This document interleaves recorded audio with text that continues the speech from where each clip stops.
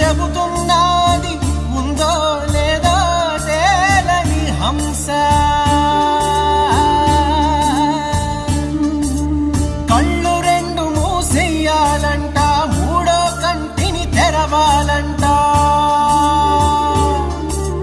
మిన్ను మన్ను మిట్ట పల్లెం ఒక్కటిగా కనిపించాలంట.